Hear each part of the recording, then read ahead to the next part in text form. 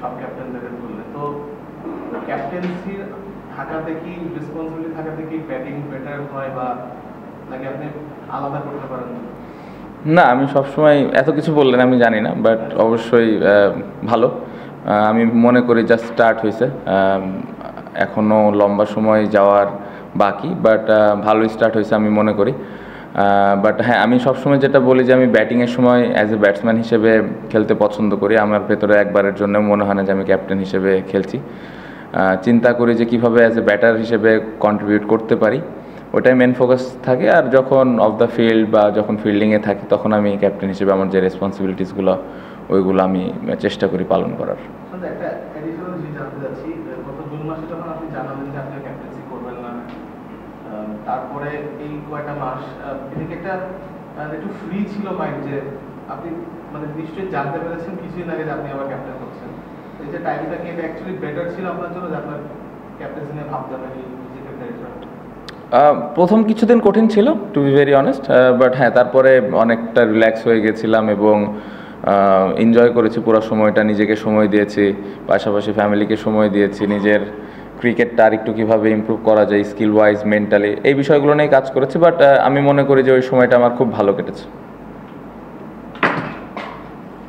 Captain, আপনার যে 50 থেকে 100 কনভারসেশন রেট, মানে সেটা অলমোস্ট 60% আর কি, 5টা 50 আর 8টা সেঞ্চুরি আপনার। এই যে কনভারসেশন রেট, এটা নর্মালি বাংলাদেশের ব্যাটসম্যানদের খুব একটা দেখা যায় না, মানে সবাই 50-60-তে আউট হয়ে যায়। আপনার ক্ষেত্রে আপনি কি এটা চিন্তা করে পারেন নাকি এটা অটোমেটিক্যালি? ভাই মাত্র মনে হয় 38 ম্যাচ খেলছি, সো এখনই এত লম্বা মানে এত ভালো ভালো কথা শোনার আসলে অভ্যাস আমার নাই। তো আমার মনে হয় যে যদি এই যে মুশফিক ভাই 99টা টেস্ট খেলে ফেলেছে, ওই 99, 100, 150 যত খেলার পরে যদি এরকম কনসিস্টেন্ট হইতে পারি, তাহলে আমি বলতে পারবো যে না, আমি মনে হয় ভালোভাবে আমার ক্যারিয়ারটা শেষ করতে পেরেছি। সো ভালো স্টার্ট, আমি যেটা বললাম সবে মাত্র 38 টেস্ট, যদি ক্যারিয়ার শেষে এরকম কনসিস্টেন্ট থাকতে পারি তাহলে ভালো লাগবে। বাট চিন্তা করে করি না, চেষ্টা করি যে যখন সেট হই চেষ্টা থাকে যে কিভাবে আমি বড় রান করতে পারি টিমের জন্য।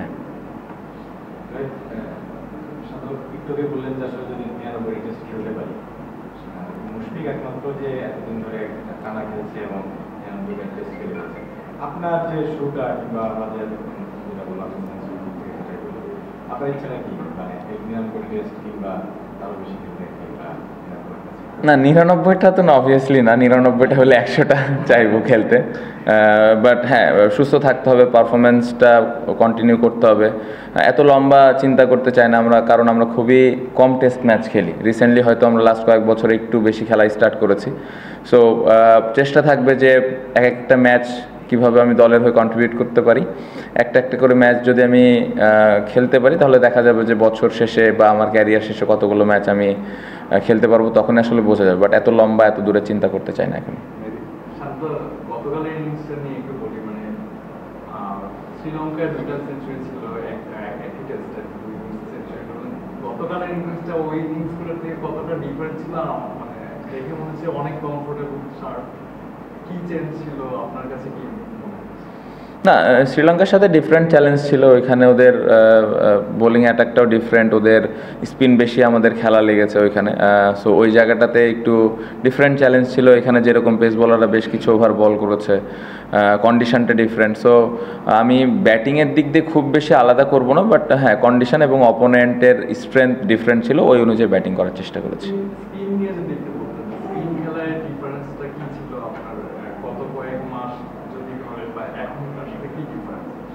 না, তেমন কোনো ডিফারেন্স নাই। আমার মনে হয় যে এই ইনিংসটা যদি আমি বলি, যে কয়টা বাজে বল পেয়েছিলাম সবগুলো ইউটিলাইজ করতে পেরেছি, এটা একটা পজিটিভ দিক ছিল। এবং সবসময় এটাই লক্ষ্য থাকে, কারণ ইন্টারন্যাশনাল লেভেলে আসলে বাজে বলের পরিমাণটা খুবই কম পাওয়া যায়। সো ওই বাজে বলগুলোকে যত ভালোভাবে ইউটিলাইজ করা যায় এটা ইম্পর্টেন্ট। সো ওটা করতে পেরে আমার মনে হয় ভালো লাগছে। না, এই ইনিংসে তো আমি খুব বেশি সুইপ খেলিনি। আমার মনে হয় একটা সুইপ খেলেছি, প্যাডেল সুইপ কিছু খেলেছি, ওরকম কিছু না, মেরিট অফ দ্য বল খেলার চেষ্টা করেছি। আমাদের ব্যাটারদের আমরা দেখছিলাম যে ওদের স্পিনাররা খুবই ভালো করছিল সিলেটের মতো স্পোর্টিং উইকেটে। তো নেক্সট ম্যাচ আমাদের মিরপুর, সেখানে ওদের স্পিনারদের বিপক্ষে আমাদের চ্যালেঞ্জটা আরও বাড়তে পারে কিনা। আর সেকেন্ড প্রশ্ন, আপনি বলছিলেন যে আমরা টেস্ট ম্যাচ কম খেলি, বিশেষ করে ইন্ডিয়া, অস্ট্রেলিয়া কিংবা নিউজিল্যান্ড, ওয়েস্ট ইন্ডিজ, সাউথ আফ্রিকার মতো টিমগুলোর বিপক্ষে আমাদের কম খেলা হয়। তো কয়েকদিন আগে থেকেই কথা হচ্ছিল যে 2 টায়ার টেস্ট চ্যাম্পিয়নশিপ, কিন্তু বিভিন্ন রিপোর্টে দেখা যাচ্ছে যে সেটা হচ্ছে না। তো সেটা আসলে বাংলাদেশের জন্য একটা পজিটিভ ব্যাপার কিনা? অবশ্যই পজিটিভ ব্যাপার, আমরা তো সব দলের সাথে খেলতে চাই। আপনি যেটা বললেন যে আমরা কম ম্যাচ খেলি, সো সবার সাথে খেলার অপরচুনিটিটা থাকলে আমাদের ইমপ্রুভ করার জায়গাটাও থাকে, আমরা কি অবস্থানে আছি এটা বোঝাটাও সহজ হয়।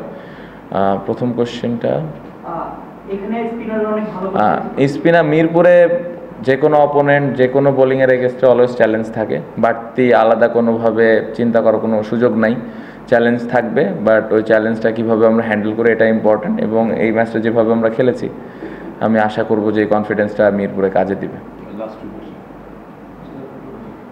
ক্যাপ্টেন, দুটো প্রশ্ন করতে যাচ্ছি। একটা হচ্ছে যে আয়ারল্যান্ড, আপনি স্ট্রেংথের কথা বলেন, শ্রীলঙ্কার এক ধরনের স্ট্রেংথ, আয়ারল্যান্ডের এক ধরনের স্ট্রেংথ, আমরা 580+ রান করেছি। এটা কি মানে অপোনেন্টের স্ট্রেংথের কারণে, নাকি ব্যাটসম্যানদের বলা যায় যে আর একটু স্কিল ডেভেলপমেন্ট হয়েছে, কিংবা তাদের একটা মানে আপনি ক্রেডিটটা দেবেন? আর সেকেন্ড কোয়েশ্চেন হচ্ছে, মুশফিকুর রহিমের 100 টেস্ট হতে যাচ্ছে মিরপুরে, বিসিবি কি আয়োজন করবে সেটা জানি না, সেটা তাদের ব্যাপার। টিম ওয়াইজ বা অ্যাজ এ ক্যাপ্টেন আপনি তাকে মানে কিভাবে কি দিতে চান তাকে? না, অবশ্য অনেক বড় একটা অ্যাচিভমেন্ট, খুবই এক্সাইটেড। আমি প্রথম দিনের প্রেস কনফারেন্সে বলেছিলাম যে আমরা সেলিব্রেট করতে চাই প্লেয়াররা আমরা চাই ওই দিনটা বা ওই পুরো 5টা দিন আমরা উপভোগ করব। রেসপেক্টেড জায়গা তো আছে, উই অলওয়েজ যে এরকম একটা অ্যাচিভমেন্ট আমাদের বাংলাদেশে কখনো হয় না। সো আমরা সবসময় আশা করি যে এরকম একটা মানুষকে সর্বোচ্চ পর্যায়ে আমাদের সম্মানটুকু দেওয়া উচিত, এবং অ্যাজ এ ক্যাপ্টেন হিসেবে ওই জিনিসটা করারই চেষ্টা করব। পাশাপাশি আমার মনে হয় যে আমি আশা করব যে মুশফিক ভাই 100 খেলার পরেও যেন উনি আরও বেশি কন্টিনিউ করে দলের হয়ে, কারণ ওরকম এক্সপিরিয়েন্স প্লেয়ার আমাদের টেস্ট টিমে প্রয়োজন। সো আমি আশা করব সেটাও যেন উনি কন্টিনিউ করেন। ও আচ্ছা, না আমি ব্যাটসম্যানদের এখানে ক্রেডিট দিব, স্পেশালি বোলারদেরও ক্রেডিট দেবো। দেখেন ইন্টারন্যাশনাল ক্রিকেটে হ্যাঁ অবশ্যই আমি বলছি না যে অনেক স্ট্রং দল বা অনেক ছোট দল, আমি এই ডিবেটে যেতেই চাই না। International cricket specially test cricket সবসময় চ্যালেঞ্জ থাকে। আপনি দেখেন যে কয়টা রান করেছে, জয় 170, মমিনুল ভাই 80, সাদমান 80, এই প্রত্যেকটা শট যখন তারা ম্যাচে যে খেলেছে সবগুলো এক্সিকিউট করা লেগেছে। সো ওই এক্সিকিউশন না হলে কিন্তু আউট হয়ে যেত। আমরা কিন্তু এর আগে জিম্বাবুয়ের সাথে এখানে হেরে গেছিলাম। সো আমার মনে হয় যে অ্যাজ এ ব্যাটিং ইউনিট বা বোলিং ইউনিট প্রত্যেকটা জায়গায় আমাদের ওই প্ল্যানটা এক্সিকিউট করা লেগেছে, এবং যেটা আমরা করতে পেরেছি এটা শুধুমাত্র যে অপোনেন্টের কারণে তা না, এটা যদি প্রপার স্কিল না থাকে বা মেন্টালিটি যদি ঠিক না থাকে এটা করা সম্ভব না। সো আমার মনে হয় যে ক্রেডিটটা পুরা ব্যাটিং এবং বোলিং ইউনিটকে দেওয়া উচিত।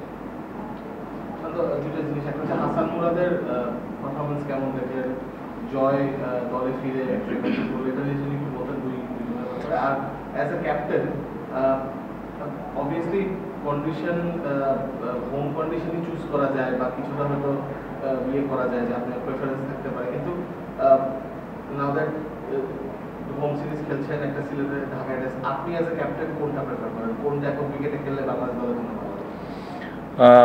মুরাদের বিষয় যেটা বলবো আউটস্ট্যান্ডিং। আমার মনে হয় ও কিন্তু অনেকটা সিরিজ ধরে বসেছিল, সুযোগ পাচ্ছিল না, বাট ফার্স্ট ক্লাস ও প্রতি বছর খেলে, প্রতি বছর পারফর্ম করে। ওর স্ট্যাট যদি আপনারা দেখেন খুবই ভালো, এবং এত ধৈর্য নিয়ে বাংলাদেশের মতো জায়গায় থাকাটা স্পিনার হিসেবে এটা কিন্তু অনেক বড় ব্যাপার। সো আসার পরে যেভাবে বল করেছে এটা দেখার মতো ছিল, এবং আমি আশা করব যে যেভাবে শুরু করেছে ও এইভাবে আস্তে আস্তে স্লোলি ইমপ্রুভ করবে আরও, এবং দলের হয়ে আরও বেশি কন্ট্রিবিউট করবে। বাট দেখে খুবই ভালো লেগেছে।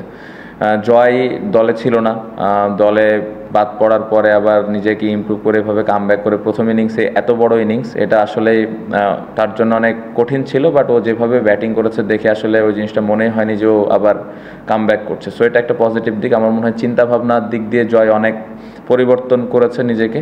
আমি আশা করব যে যেই মেন্টালিটিটা নিয়ে ও খেলেছে এটা ভবিষ্যতেও যে সব টিমের সাথে এভাবেই খেলবে। আপনার ক্যাপ্টেন হিসেবে মনে হয় যে বাংলাদেশের কোন টাইপের ক্রিকেটে খেলা ডিপেন্ড করে আসলে অপোনেন্ট কীরকম, বাট আমি সবসময় যদি সুযোগ থাকে অবশ্যই স্পোর্টিং উইকেটে খেলাটা খুবই ইম্পর্টেন্ট।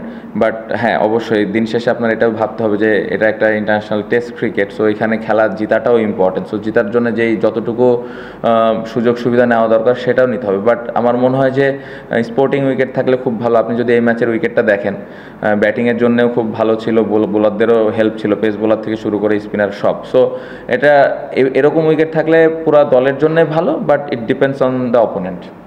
Thank you.